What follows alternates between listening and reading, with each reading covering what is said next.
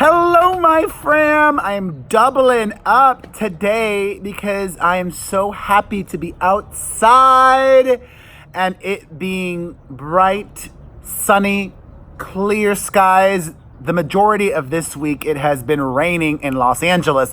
And I'm also happy because it's the weekend and I'm doing super fun things.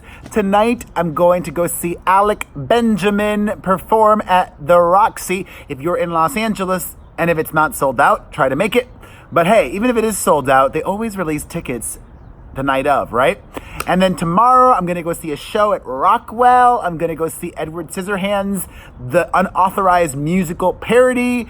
And then Sunday, I've got a play date with my kids. We're going to someplace really cool. I'm just in such a great mood. And there's so much juiciness to talk about. I need to start with all of this Kevin Hart drama, which I'm sure you all know about by now, but let me recap. Earlier this week on Tuesday, it was announced that Kevin Hart was chosen to be the next Academy Awards host. I was very excited by that, as were a lot of people, as was Kevin Hart himself. Then, after that, old tweets of his surfaced or resurfaced. Old tweets of his where he used awful language, hurtful, hateful, derogatory remarks towards gay people, specifically towards gay men, even going so far as to threatening violence on his son if his son were gay. These tweets started to go viral, and a lot of people were hurt for the first time. That's the thing that perhaps Kevin Hart doesn't understand. He already apologized for these remarks previously, but not everybody follows Kevin Hart closely. Not everybody knew about these remarks back then. And it's unfortunate that he, in the moment, couldn't acknowledge that and just apologize to people. And as a result, he ended up losing the Oscars hosting job. And he ended up apologizing anyways because it was the right thing to do. But earlier in the day, after facing pressure from the Academy Awards, he refused to apologize. Ego, pride, it can destroy you. And he released a video and then another video saying that he's a changed man. And I get that. I saw that, okay? Back in the day, he was saying these things because he either thought it was funny or he didn't know better. And eventually he stopped speaking that way because he knew better. When you know better, you do better, like Maya Angelou said. The last known instance of him using any derogatory homophobic language was 2011. And the biggest issue I have with this all is, let me break the whole Kevin Hart thing down for you as simply as possible.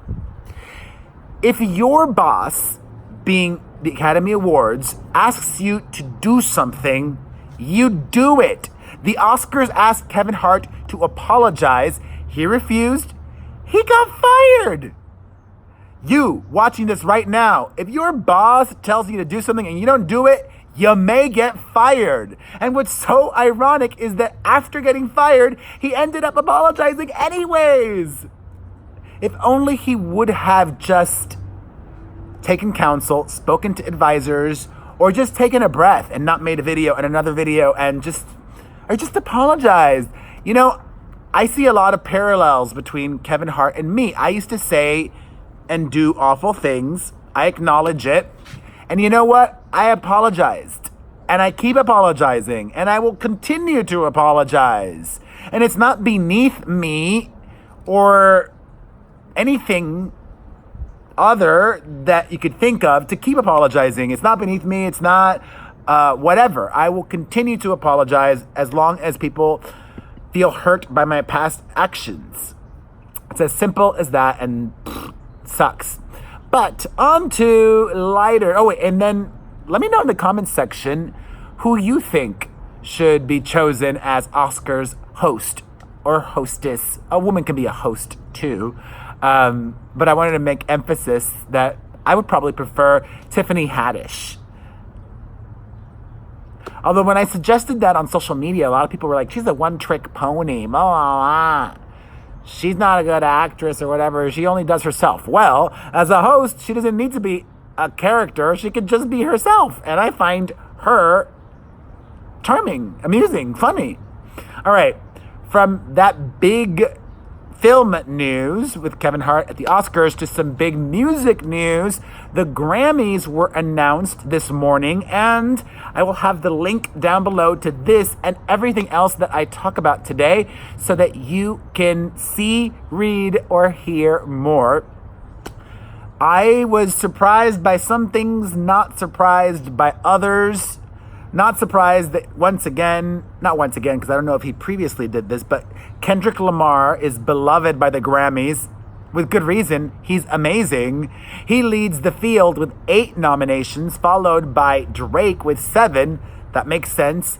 Drake is the king of streaming and makes music that is very crossover. Some could be in rap categories, some could be in, some of his music I consider pop. Anyways, some of the big surprises for me are the 2 biggest surprises from the Grammys were Brandi Carlile getting so many nominations. She was 3rd most nominated behind Kendrick Lamar and Drake. And I hadn't even heard that she had a new album that was out or that was worth listening. And as a result of all the Grammy nominations, I went and I streamed the new Brandi Carlile album, and I loved it. It is exquisite, and it is just so pure and real and pretty and soulful. And I was so happy I discovered it. So thank you, Grammy Awards. But the biggest snub, actually, I would say for me, was not Taylor Swift. Taylor only got 1 Grammys nomination, and that's okay because her album was very, by comparison, not what her other albums were. It still did well as an album, but clearly in the minds of Grammy voters, it wasn't as good as her previous ones. The only nomination that Taylor got was for Best Pop Vocal Album. It didn't get any nominations for singles or for Best Album. And the biggest snub, though, for me, Camila Cabello's Havana not being nominated for Record or Song of the Year.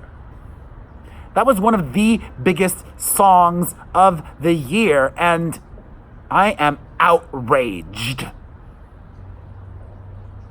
Grammy voters got it wrong. Actually, let me see who did get nominated for the Song and Record of the Year.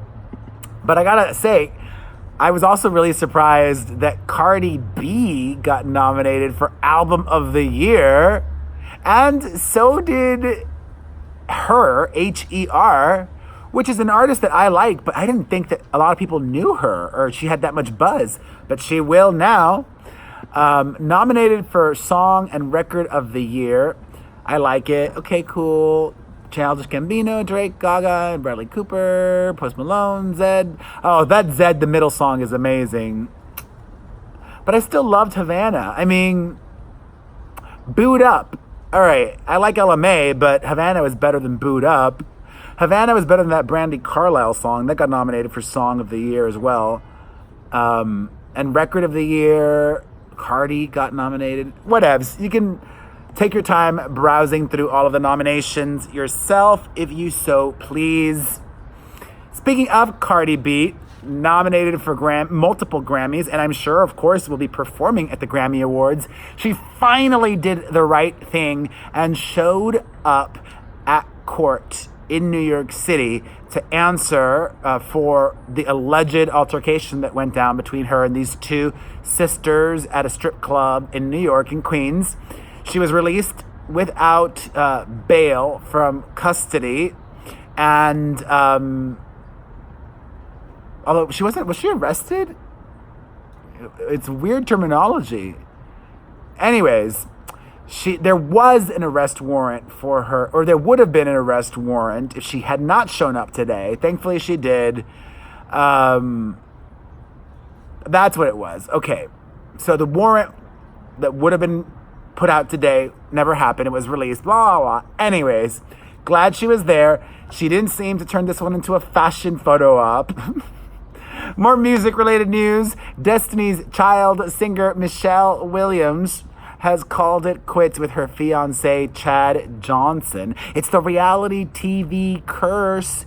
He and her starred in this own reality TV show that is still airing and still releasing new episodes. And now we all know that they are not together anymore. Michelle said on Instagram story, "I still remain fearless. I guess I still remain single. Things didn't work out. The healing that needs to take place is a must. I don't want to destroy another relationship. Blessings to him, his family, and ministry. #fearless. Now I want to know what happened. I mean, on the reality show, we saw the two of them would get into arguments a lot. Not a good sign if you're fighting a lot with your partner. And why is a minister, which he is, fighting a lot? I wonder if this will be good for ratings, though. I think it would. In other news, relationship-oriented as well, Gweneth Paltrow, who is wacky, to say the least, got married this summer to TV exec Brad Falchuk, and the two of them don't live together. Why? Because she has a 12-year-old and a 14-year-old, and he also has two kids around those ages as well. And Gweneth says, quote, "We're still doing it in our own way. With teenage kids, you've got to tread lightly. It's pretty intense, the teenage thing." I view marriage as a very serious commitment. I want to live with my spouse. That's just me. But you know what? I'm all for non-traditional marriages. You don't have to live with him, but it's never going to be easy to smush families together.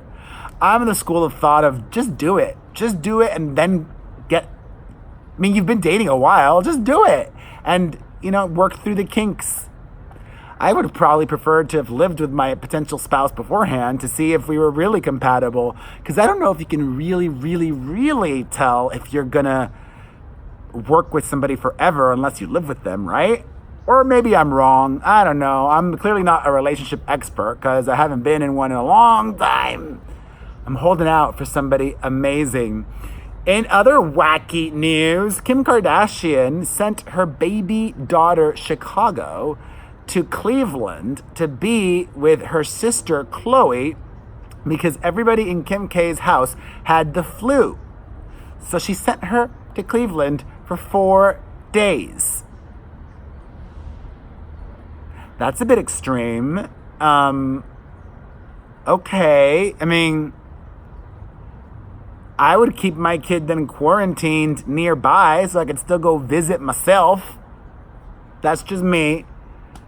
Maybe Kim really just didn't want to have to take care of the baby or have her around. I don't even know. I just think that's weird. Lots of weird things that went down today. But let us work our way towards the positive. Happy news. Congratulations to CARRIE ANN INABA. She has been named, not officially, still waiting on the confirmation, but it was reported that she is going to be the new co-host of The Talk, replacing Julie Chen. And I wonder what this means for her job on Dancing with the Stars. Could she do both? One is daytime, one is nighttime. So technically they're not competing in that sense, but they are on competing networks. So we'll see. And both shows are owned by their respective networks. Sometimes shows are actually not produced by the network that airs them.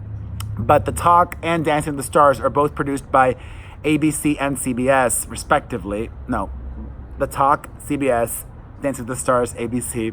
Anyways, finally, you the man, Tyler Perry. You the man. Tyler Perry is the man. He donated $430,000 to pay hundreds of Walmart shoppers' Christmas bills. He paid off their layaway plans for almost 1,500 people at this one location in Georgia. That's awesome, man. Must be nice to have that kind of money. If I had that kind of money, I would be doing that as well. I would be creating my own foundation. I don't even know. I would definitely find amazing ways like Tyler Perry has been to share the blessings that have been given to you. And I send blessings your way. You are a blessing in my life. You are.